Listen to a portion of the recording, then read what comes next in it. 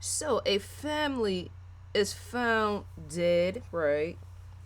And then along with the family being found dead, there's two kids that are found alive, a baby and a toddler. Like, subscribe, ID in the Discovery Channel. Yes, ID in the Discovery Channel. The links are provided below. Get that Discovery Go app as well as that ID Go app. You might want to get those two things combined and make them into one, and I'm a Discovery influencer. Yes, this story is a bit old for those that want to know, but also stories too have updates, and not everybody hears of stories like this. When I'm asked, well, that story that you just mentioned is in fact not new, right? Well, stories never die, as in once the news is there, even on Google and everywhere else, it's still always there. Not even just there. YouTube stories are still alive despite the story happened 20 years ago, right? Stories, even murder is always stories that are always going to be alive, whether the story happened today, yesterday, or 50 years ago, right?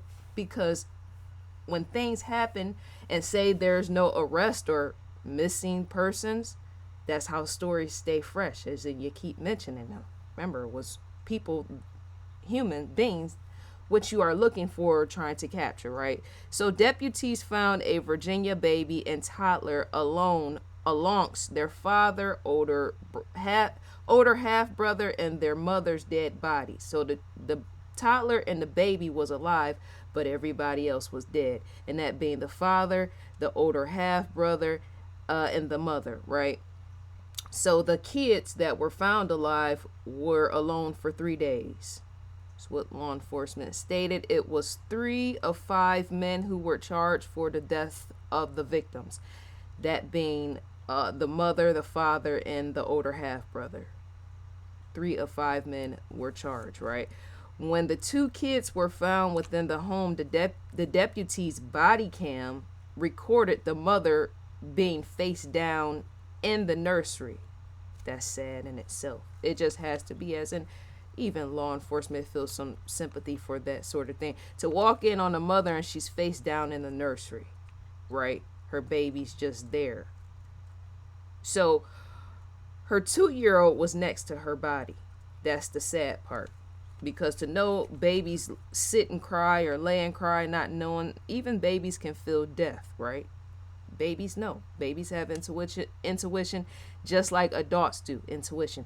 So the 2 year old was next to her body as her other baby was strapped in a swing.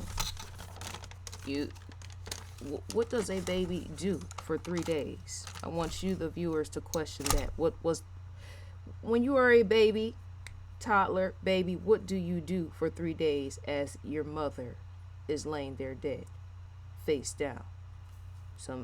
Some babies will push by intuition, push their mother, lay on their mother's back as she's face down crying, rubbing her back, trying to get her to wake. Babies have all type of responses to that sort of thing. But that's frightening in itself. It just is.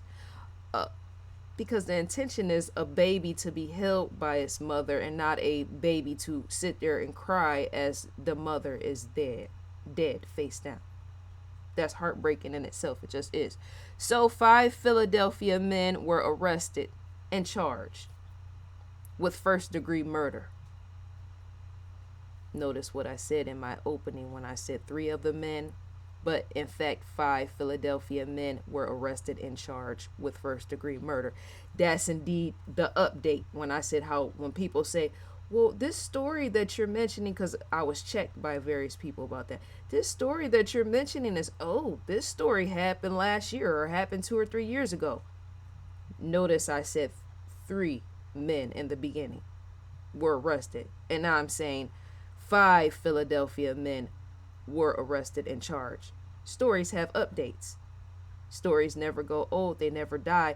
They stories never die even when the story is put to rest, such as 5 Philadelphia men were arrested and charged. After I mentioned 3 in my opening, stories never die, because even this story, after I'm done 4 or 5 years from now, could have another update. One of those men could sit in jail and die.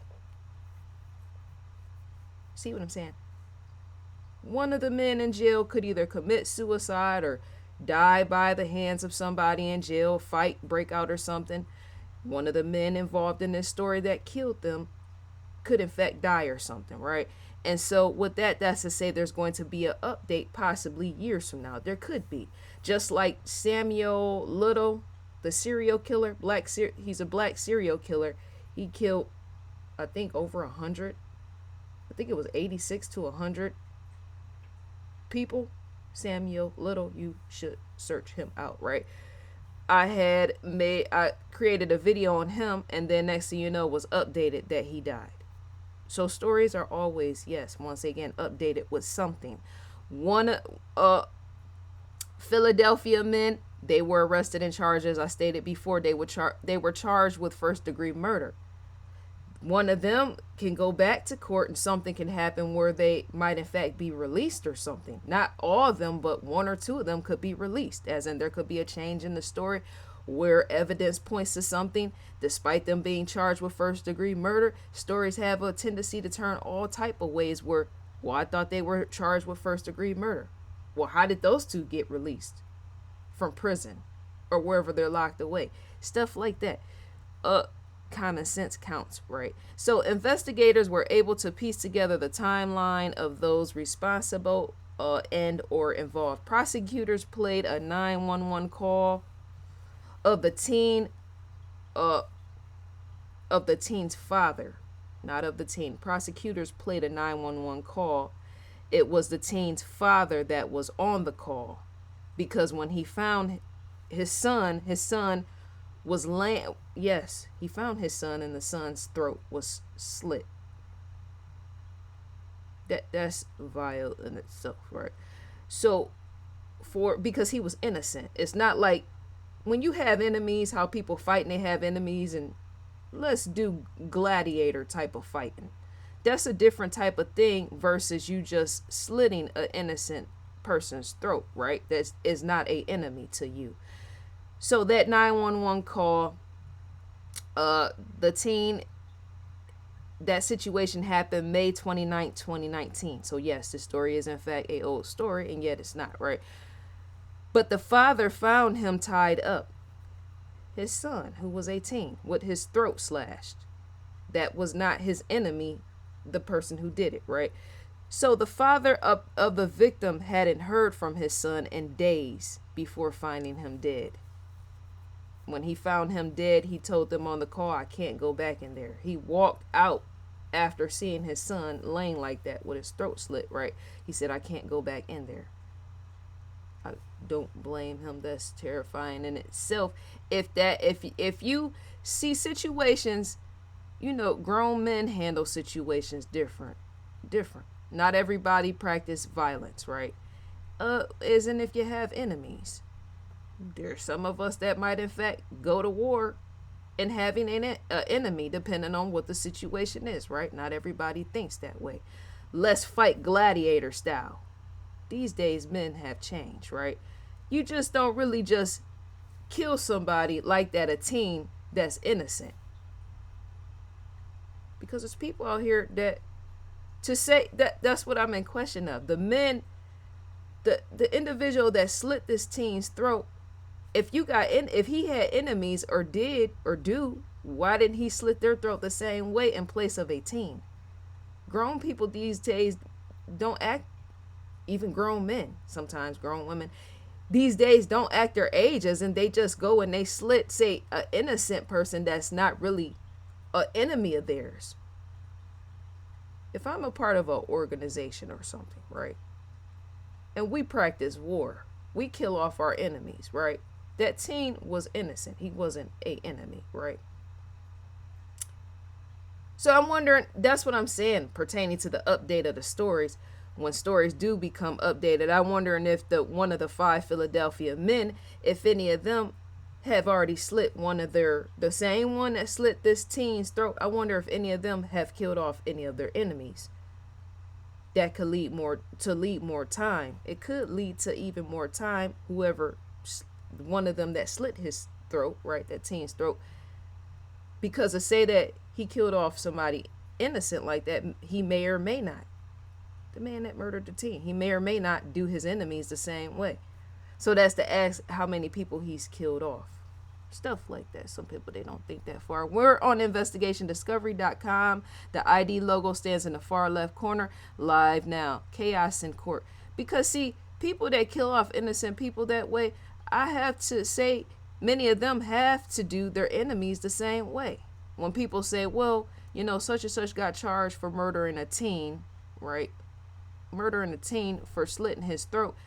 But the teen was nothing to him. He didn't have no issues with the teen. So that's to say, he did that to the teen. He must do the same with his enemies. But he's not going to face charges because he was never caught murdering off his enemies. New episodes. To receive audio visuals, click the play button right here. You would in fact receive a audio visual preview on The Case with Paula. Season 22, episode 1. Unlocked episodes. The Murder Tapes. Season 4, episode 9.